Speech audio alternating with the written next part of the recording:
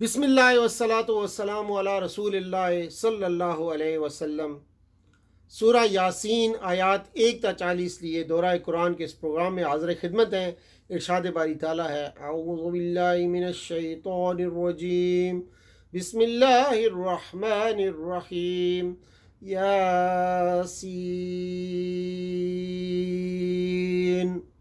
والقرآن الحکیم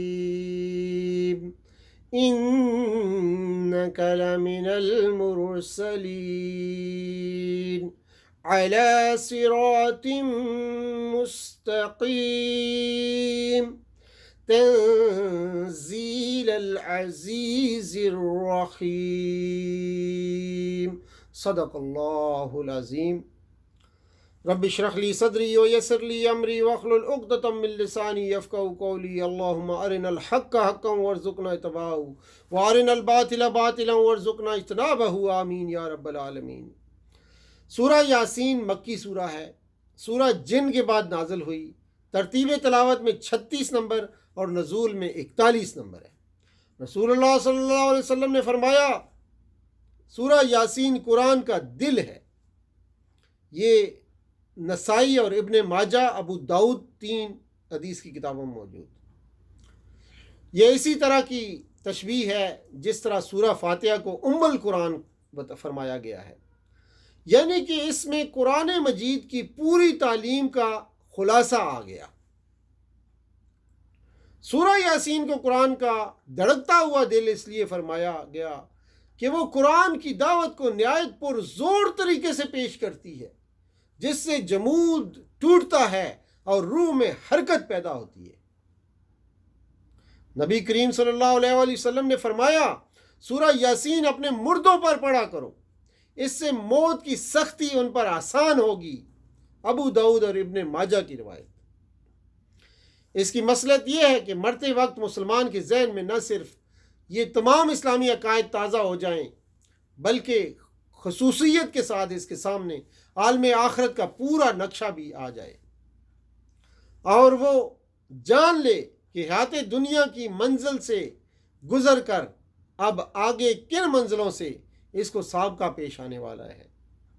اس مصلحت کی تکمیل کے لیے مناسب معلوم ہوتا ہے کہ غیر عربی داں آدمی کو سورہ یاسین سنانے کے ساتھ ساتھ اس کا ترجمہ بھی سنا دیا جائے، اور یہ بھی معلوم ہوتا ہے کہ قرآن کو کم از کم با ترجمہ پڑھا جائے تاکہ موت کے وقت اس کا مفہوم سمجھ آ سکے۔ آپ صلی اللہ علیہ وسلم نے فرمایا میں بہت پسند کرتا ہوں کہ یہ سورہ میرے ہر امتی کے دل میں ہو، یعنی اس کو حفظ کرے اور سمجھ لے۔ لیکن سورہ یاسین اور نہ قرآن کے نزول کا یہ مقصد ہے کہ اس کے جسمانی تکلیفوں کا علاج ہو۔ دراصل یہ کتاب ہدایت ہے اور اس سے ہدایت ہی لینی ہے۔ ہاں، قرآن کی ان ضمنی برکات سے کوئی بھی انکار نہیں کر سکتا، لیکن نزول قرآن کے مقصد اصلی کو چھوڑ کر سورہ یاسین کو صرف مردوں کے لیے خاص کرنا بڑی زیادتی ہوگی۔ سورہ یاسین میں توحید، رسالت، آخرت پر استدلال کیا گیا ہے۔ توحید پر آثار کائنات اور عقل عام سے، آخرت پر آثار کائنات، عقل عام اور خود انسان کے اپنے وجود سے، اور رسالت پر اس بات سے کہ آپ صلی اللہ علیہ وسلم تبلیغ رسالت میں یہ ساری مشقت محض بے غرضانہ برداشت کر رہے ہیں، اور آپ صلی اللہ علیہ وسلم جب باتوں کی طرف لوگوں کو دعوت دیتے ہیں، جن باتوں کی طرف لوگوں کو دعوت دیتے ہیں وہ سراسر معقول ہیں، اور انہیں قبول کرنے میں لوگوں کا اپنا بھلا تھا۔ اس کے ساتھ زجر و توبیخ اور ملامت و تنبیہ کے مضامین نہایت زوردار طریقے سے بار بار ارشاد ہوئے ہیں، تاکہ جن کے دلوں کے اندر قبول حق کی تھوڑی سی بھی صلاحیت ہو ان کو اس سے فائدہ ہو اور وہ ایمان لائیں۔ انا جعلنا فی اعناقہم اغلالا فہی الی الاذقان فہم مقمحون، یعنی ہم نے ان کی گردنوں میں توق ڈال دیے ہیں جن سے تھوڑیوں تک جکڑے گئے ہیں، اس لیے وہ سر اٹھائے کھڑے ہیں۔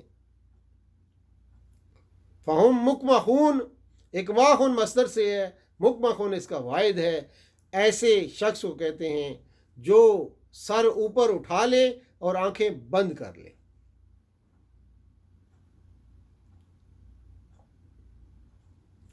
کیا یہ باتیں تم اس لیے کرتے ہو کہ تمہیں نصیحت کی گئی ہے؟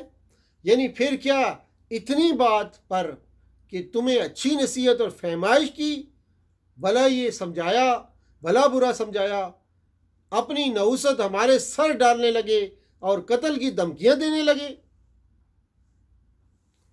حقیقت یہ ہے کہ تم عقل و آدمیت کی حدود سے خارج ہو جاتے ہو، نہ عقل سے سمجھتے ہو، نہ آدمیت کی بات کرتے ہو۔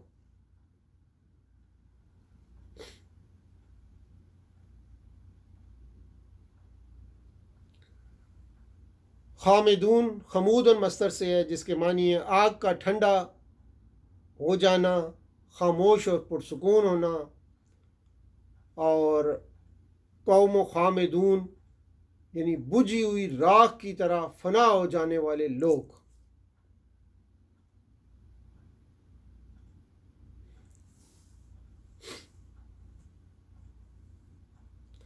وَإِن كُلُّ لَمَّا جَمِيعٌ لَدَيْنَا مُحْضَرُونَ، اس جملے میں ان بمانی ما ہے اور لما بمانی الا ہے، تو عبارت اس طرح ہوگی کہ اور نہیں ہے سب مخلوق مگر سب کو ہمارے سامنے حاضر کیا جانا ہے۔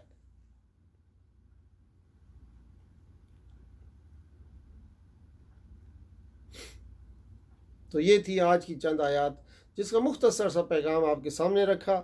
وآخر دعوانا الحمدللہ رب العالمین وصلی اللہ تعالی علی خیر خلقہ محمد وعلی آلہ واصحابہ اجمعین برحمتک یا ارحم الراحمین۔ والسلام علیکم ورحمۃ اللہ وبرکاتہ۔